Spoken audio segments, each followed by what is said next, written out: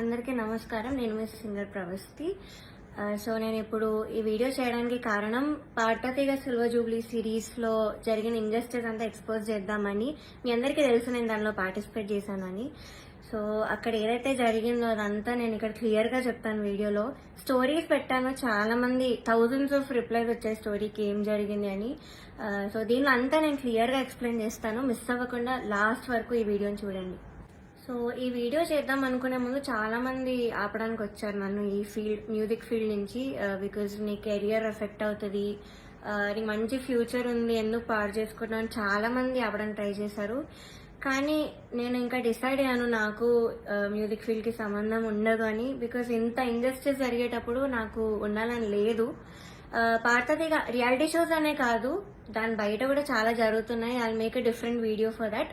కానీ ఈ వీడియో మాత్రం ఓన్లీ ఫర్ పార్థతీగ. సో నేను డిసైడ్ అయింది అందుకే. చాలా ఇండస్ట్రీస్ జరుగుతుంది అండ్ ఎవరు కూడా nobody should suffer all that.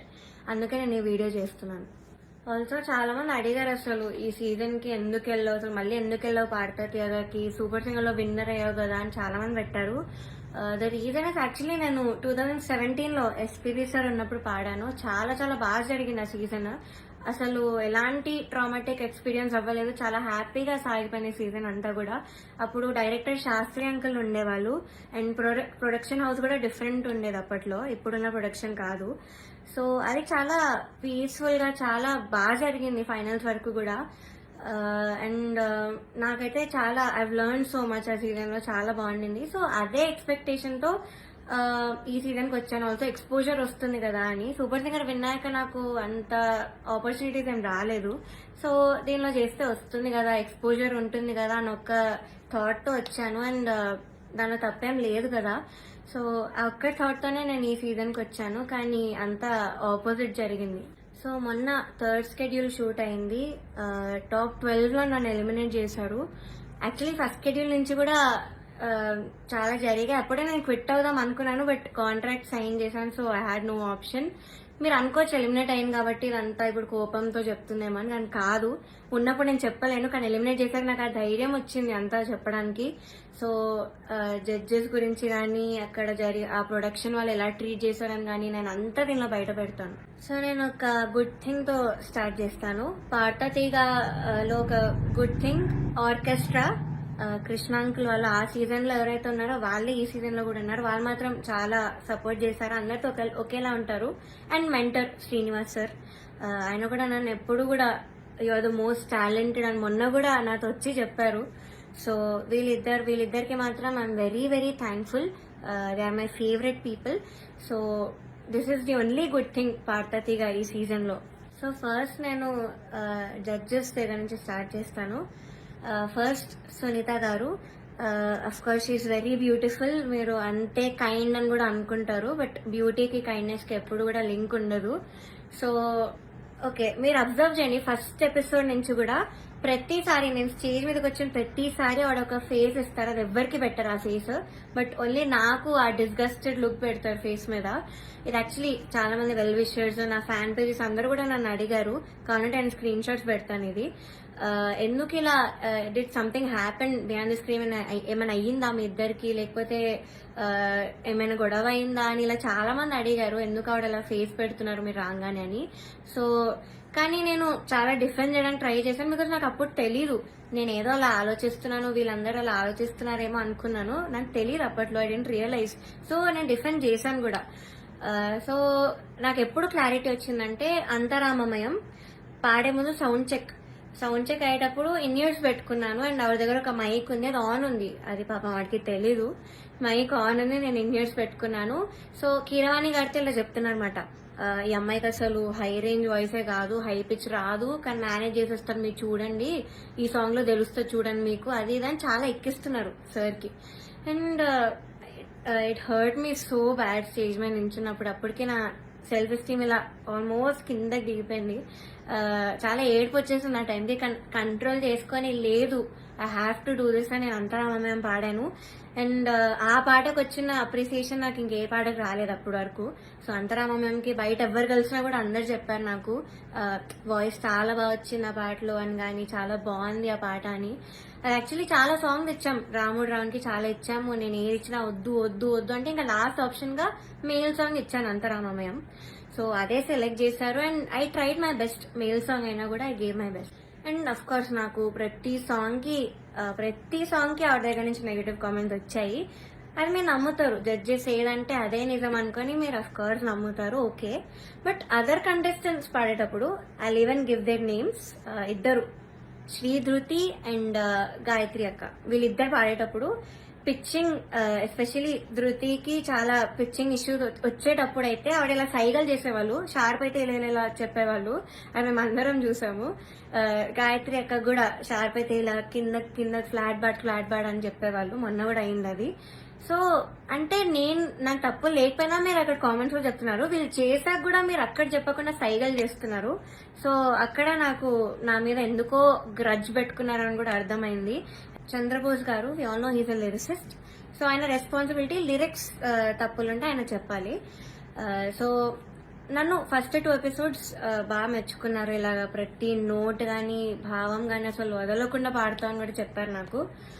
అయితే రాముడు రౌండ్ లో వీళ్ళందరు ట్రూ కలర్స్ అన్ని బయటపడ్డాయి. ఫస్ట్ సునీత గారు నేను చెప్పినట్టు మైక్ లో మాట్లాడేశారు, ఇన్ని ఇయర్స్ ఉన్నాయని నాకు తెలియక. అండ్ చంద్రబోస్ గారు పాపం లిరిక్స్ లో నాకు ఒక్క మిస్టేక్ కూడా నేను ఛాన్స్ ఇవ్వలేదు ఆయన చెప్పడానికి. సో దానిలో చెప్పలేక ఆదృత లేదు అని ఒక కామెంట్ ఇచ్చారు. అది ఇంకేం చేయాలి, మేల్ సాంగ్ సేమ్ ఇంపాక్ట్ ఒక ఫీమేల్ వాయిస్ నుంచి మీరు ఎక్స్పెక్ట్ చేయలేరు. సో అంతరామమయం is a male song. So ఇంకా లిరిక్స్ లో చెప్పలేక ఎందుకు ఇంకా క్రియేట్ చేసుకొని చెప్పడం నాకు అర్థం కాలేదు. అదే రౌండ్ లో ఒక అమ్మాయి లిరిక్స్ మర్చిపోయింది రాముడి పాటలో, అది మాత్రం ఆయన మెన్షన్ చెయ్యలేదు. బీయింగ్ ఎ లిరిసిస్ట్ ఆయన రెస్పాన్సిబిలిటీ ఉంది కూడా ఆయన చెప్పలేదు. ఆ రౌండ్ లో లిరిక్స్ మర్చిపోయింది, చెప్పలేదు. ఇంకా మమ్మల్ని ఏడ్పించేసావు అది ఇది అని చెప్పింది, చాలా మంది చేతిలో రాసుకొని వచ్చారు, అది కూడా ఆయన చెప్పలేదు, అది కూడా కౌంట్ చేయలేదు. కానీ నాకు మాత్రం లేని నెగిటివ్ పాయింట్స్ అన్ని, ఆయనకు అవసరం లేని నెగిటివ్ పాయింట్స్ అన్ని కూడా చెప్పారు. లిరిక్స్ లో మాత్రం నేను ఇప్పటివరకు ఆయనకు ఒక్క ఛాన్స్ కూడా ఇవ్వలేదు సాంగ్స్ లో. I never made a mistake lyrics point of view అయితే అస్సలు చేయలేదు. మీరే చూడండి, మీకే అర్థమవుతుంది. సో ఇది కూడా మీకు న్యాయం అనిపిస్తుందా? కీరవాణి సార్ గురించి మాట్లాడదాం. అఫ్ కోర్స్ నాకు చాలా హేట్ వస్తుంది దీనికి మాత్రం, and I'm ready for it because I don't care. Personally నాకైతే నెగిటివ్ కామెంట్స్ రాలేదు ఆయన దగ్గర నుంచి. బట్ సెట్ లో ఎలా మాట్లాడతారు, అసలు ఏం చెప్తారు అనేది నేను ఇక్కడ చెప్తాను. పాయింట్ నెంబర్ 1, మెలడీస్ పాడిన వాళ్ళకి మాత్రం వాళ్ళు ఎలా పాడినా కూడా నేను ఆటోమేటిక్ గా మంచి స్కోర్ తీస్తాను అని ఆయన నోట్తో ఆయనే చెప్పారు. So he's very bias towards melody songs and his compositions. ఎలా పాడినా కూడా మార్క్స్ వేసేస్తారు. అయినే కాదు, అక్కడ ఉన్న సునీత గారు, చంద్రబోస్ సార్ కూడా, వీళ్ళందరూ కూడా అంతే. వాళ్ళ సాంగ్స్ పాడితే మాత్రం స్కోర్స్ ఆటోమేటిక్ గా మంచిగా వచ్చేసాయి. సో ఇది point number 1. Point number 2 is very very hurtful to me personally because నేను ఎలిమినేట్ అయ్యే ఎపిసోడ్ లోనే ఏదో విషయంలో నన్ను చూస్తూ చెప్పారు ఇది కూడా.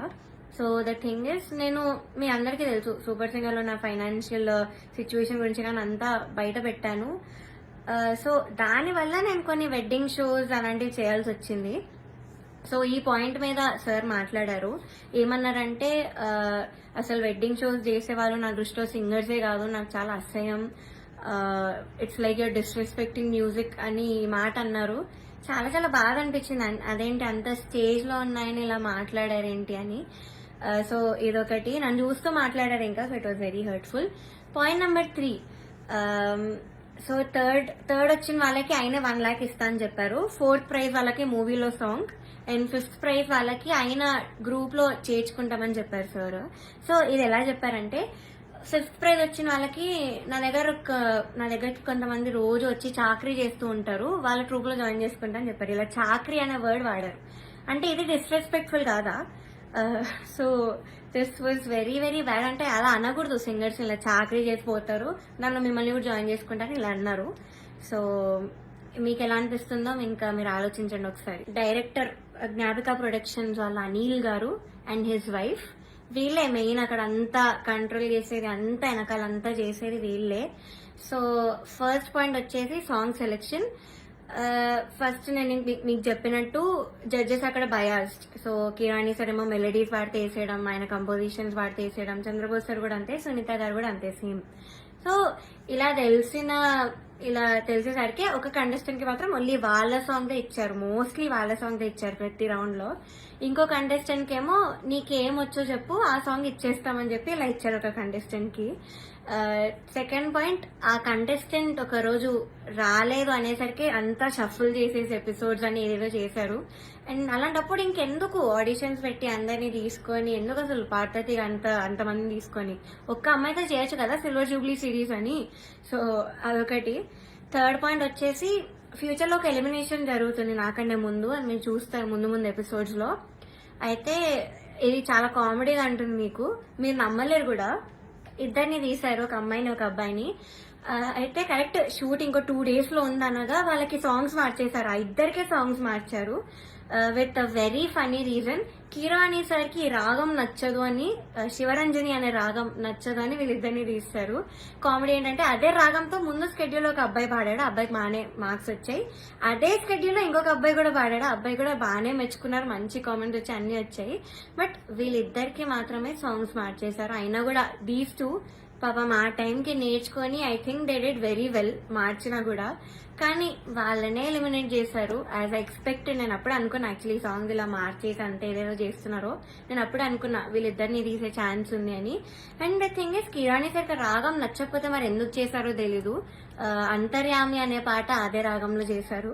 బట్ ఏమో ఆ ఫన్నీ రీజన్స్ అయితే వీళ్ళిద్దరు సాంగ్ అయితే తీసేశారు కరెక్ట్ ఎలిమినేట్ చేసే ముందు. అండ్ నౌ నేను ఎందుకు అంత మెంటలీ ఎఫెక్ట్ అయ్యాను అని ఇప్పుడు చెప్తాను.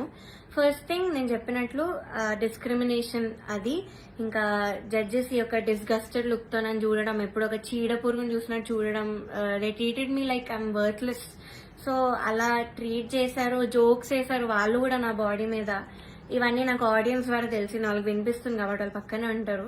సో నేనైతే అస్సలు ఎక్స్పెక్ట్ చేయలేదు, ఇలాంటి జడ్జెస్ దగ్గర నుంచి అయితే అస్సలు ఎక్స్పెక్ట్ చేయలేదు. అంటే నేను ఎన్ని షోస్ చేశాను, తమిళ్లో పాడాను, అన్నిట్లో పాడాను, ఎప్పుడు కూడా ఇలాంటి ఎక్స్పీరియన్స్ ఒక జడ్జెస్ నుంచి అయితే నాకు ఎప్పుడూ లేదు. శ్వేతామోహన్ గారు ఇప్పటికి కూడా మాట్లాడతాను, నన్ను ఏంజల్ అంటారు, the sweetest, the most talented అంటారు. అలాంటిది ఇక్కడ వీళ్ళని నన్ను ఇలా ట్రీట్ చేస్తున్నారు, ఇలాంటి మాటలు అంటున్నారని చాలా చాలా బాగా అనిపించింది.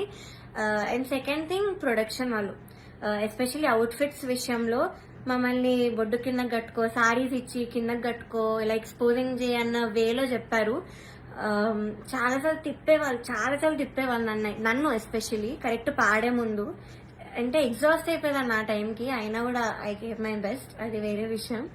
అండ్ ఇలా బాడీ షేమింగ్, ఆ కాస్ట్యూమ్ డిజైన్ అయితే నా ఫేస్ మీద అన్నాడు, ఇలాంటి బాడీకి నేను ఇంకేం ఇవ్వగలను అన్న మాట అన్నాడు. ఏమో ఐ వాజ్ వెరీ వెరీ చాలా చాలా ఎఫెక్ట్ అయినాను మెంటలీ ఈ విషయంతో మాత్రం. సెల్ఫ్ ఎస్టీమ్ కానీ కాన్ఫిడెన్స్ కానీ అంతా లేకుండా పోయింది వీళ్ళు అనే మాటల వల్ల. అండ్ మీరు ఒకటి గమనించుంటే ఎస్పీబీ సార్ ఉన్నప్పుడు మాత్రం ఇలాంటి కుళ్ళు జోకులు, కామెడీలు, డాన్సులు చేయడం మాత్రం ఎప్పుడూ కూడా లేదు. మీరు ఒక్కసారి అన్ని సీజన్స్ రివైండ్ చేసుకొని చూడండి, నా సీజనే చూడండి 2017లో. కానీ ఎప్పుడైతే జ్ఞాపిక ప్రొడక్షన్ అనేది వచ్చిందో అప్పటి నుంచి ఇవన్నీ స్టార్ట్ అయ్యాయి. So they the main reason ఈ పార్వతిగా ఇలా అయిపోవడానికి కారణం వాళ్ళే. మమ్మల్ని ఇలా డాన్స్లు వేయమని, అదేవో కుళ్ళు జోకులు చెప్పమని. మీరు ముందు చూస్తారు, ఇప్పుడు ఎర్రని కొరదని గోపాలలో నేను చాలా డాన్స్ చేశాను, నెక్స్ట్ వచ్చే ఎపిసోడ్ లో కూడా డాన్స్ చేశాను, because I was forced to dance. So చేశాను. నేను ఇప్పటివరకు అయితే అంత డాన్స్ ఎప్పుడూ చేయలేదు ఏ రియాలిటీ షోలో, కానీ చేశాను, మీరే చూస్తారు. అండ్ మాకు ట్రాన్స్పోర్ట్ లో ఒక కంటెంట్ మేనేజర్ మాత్రమే వచ్చేవాళ్ళు కార్లో, బికాజ్ మా ఇంటి పక్కన ఆయన కూడా ఉంటారు. సో సేమ్ వెహికల్ అయ్యేది. అండ్ ఆయన ఏం చెప్పేవాళ్ళంటే పర్ఫార్మెన్స్ చాలా ఇంపార్టెంట్, మీరు డల్ అప్పట్లో కాదు, మీరు అలా నించొని పాడితే ఎవరు చూడరు, అది అని ఆయన అన్నారు. And one more thing is, Janaki అమ్మ రౌండ్ జరిగింది. మీ అందరికీ తెలుసు నాకు జానకి అమ్మకున్న బాండింగ్, నా పోస్ట్ కూడా ఉంటుంది అక్కడ ఇన్స్టాగ్రామ్ లో. సో అన్ని ఫొటోస్ ఉన్నాయి నా దగ్గర, ఆమెతో అంత ఎక్స్పీరియన్స్ ఉంది అమ్మమ్మతో, చాలా స్వీట్ మెమరీస్ ఉన్నాయి. అవన్నీ నేను చెప్దాం అనుకున్నా కూడా నేను చెప్పనివ్వలేదు స్టేజ్ మీద. అండ్ నా ఫొటోస్, అంకుల్ ఇలా ఫొటోస్ వేస్తారా, సో నేను ఎక్స్పీరియన్స్ అంతా చెప్తాను, నాకు అమ్మమ్మ గురించి నేను మంచిగా చెప్దాం అనుకున్నాను అంటే కూడా నన్ను ఒప్పుకోలేదు. వేరే కండిషన్ అందరూ ఫీల్ అవుతారమ్మా అది ఇదని చెప్పి నన్ను ఆపేశారు. బట్ కె రాఘవేంద్రరావు గారి ఎపిసోడ్ అయింది మొన్న స్కెడ్యూల్లో. అండ్ ధృతి is very very close to him. అక్కడ ఉన్న అందరితో క్లోజ్, జడ్జెస్తో కూడా ఆఫ్ కోర్స్. సో అయిన ఫొటోస్, తన ఫొటోస్ మాత్రం వేశారు అండ్ తనతో చెప్పించారు. నేను చేస్తే మాత్రం వద్దని, తను చేస్తే మాత్రం మంచిగా చూపించారు, అంత హైప్ చేశారు. ఇది మీకు న్యాయం అనిపిస్తుందా, మీరు చెప్పండి. నౌ థర్డ్ ఫైనల్ స్కెడ్యూల్, అంటే నేను ఎలిమినేట్ అయిన స్కెడ్యూల్. అయితే 4 రౌండ్స్ ఇచ్చారు, 6 గా డివైడ్ చేశారు. కామెడీ ఏంటంటే కొంతమంది క్లాసికల్ రౌండ్, కొంతమంది కాలేజ్ రౌండ్ అంట. ఒక చెత్త రౌండ్ ఒకటి పెట్టారు, దానిలో చెత్త పాసిబుల్ సాంగ్స్ అన్ని ఇచ్చారు, అంటే సింపుల్ గా పాడి పడేసేవి. దానికి క్లాసికల్ రౌండ్ కి మార్క్స్ కి కంపేర్ చేశారు. ఇదొక కామెడీ విషయం ఈ స్కెడ్యూల్లో. మీ అందరికి తెలియాలి కాబట్టి చెప్తున్నాను అంత క్లియర్ గా. సో ఇది జరిగింది. ఓకే, నేను ఎన్నో రాత్రులు వస్తాయి పాడండి డ్యూయట్ రౌండ్ లో, which is Ilaiyaraaja sir and SPB sir round మాట. వాళ్ళ బర్త్డేస్ వస్తున్నాయి కాబట్టి ఈ రౌండ్ ఇచ్చారు. డ్యూయట్ రౌండ్ వేరే ఒక అన్నతో పాడాను. అయితే ఇదైతే I did very very well. Especially orchestra నుంచి చాలా అప్లోజ్ వచ్చింది ఈ పాటకి.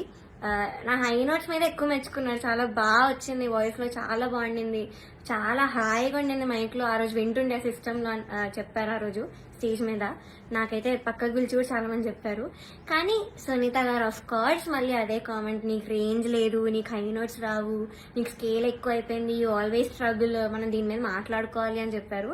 I don't think so, because నేను ఎన్ని షోస్ చేశాను. ఎందుకు మన ఎస్పీబీ సరే నన్ను మెచ్చుకున్నారు అప్పుడు పడుతుంది కదా నా హెడ్ వాయిస్ గురించి. అండ్ మన సూపర్ సింగర్ లో శ్వేతా మోహన్ గారు అన్ని లాంగ్వేజెస్ లో పాడారు. ఆవిడ సుజాత మోహన్ గారు అన్ని లాంగ్వేజెస్ లో పాడారు. ఆవిడ నన్ను మెచ్చుకున్నారు. ఇలాగా నీది బేస్ రేంజ్ వాయిస్ అయినా కూడా నువ్వు ఎంత బాగా పాడుతున్నావు, అసలు తెలియకుండా ఎంత బాగా పాడుతున్నావు, ఎంత క్లీన్ గా వినిపిస్తున్నా, హై నోట్స్ అన్ని కూడా చెప్పారు. తమన్ సార్ కూడా మెచ్చుకున్నాను నన్ను ఈ విషయంలో. కానీ సునీత గారు మాత్రం అదే పాయింట్ మీద చెప్తారు ఎప్పుడు కూడా. సో ఇలా జరిగింది. అండ్ సారేగామే లాస్ట్ నేను ఎలిమినేట్ అయిన రౌండ్ పాడింది సారేగామే. హిట్ టీవీ యాప్, ఇందులో short news, live news, entertainment shows, movies, digital magazines తో పాటు మీ జిల్లా వార్తలను కూడా ఫ్రీగా చూడొచ్చు. ఇంకెందుకు ఆలస్యం, వెంటనే హిట్ టీవీ యాప్ ని డౌన్లోడ్ చేసుకుని ఫ్రీగా ఎంటర్టైన్మెంట్ పొందండి. Hit TV app, hit TV app, please download hit TV app. Hit TV app ని ఫ్రీగా డౌన్లోడ్ చేసుకుని ఎంజాయ్ చేయండి. మీకు నచ్చిన ఎంటర్టైన్మెంట్ కోసం హిట్ టీవీ యాప్ ని ఫ్రీగా డౌన్లోడ్ చేసుకుని ఎంజాయ్ చేయండి. హిట్ టీవీ యాప్ ని డౌన్లోడ్ చేసుకుని ఆస్వాదించండి, ఆశీర్వదించండి. ఇంతమంది సెలబ్రిటీలు హిట్ టీవీ యాప్ ని డౌన్లోడ్ చేసుకోండి అని చెప్తున్నారంటే ఎంత మంచి యాప్ ఆలోచించండి. అమెరికా అమెరికా అమెరికా అమెరికాలో చదవాలనుకునే వాళ్ళకి విశ్వసనీయమైన పేరు మన శౌర్య కన్సల్టెన్సీ. UK లో 1 year masters, UK లో 1 year masters, 2 years work permit up to 5 years visa. Contact Saurya Consultancy. Contact 89851 89851.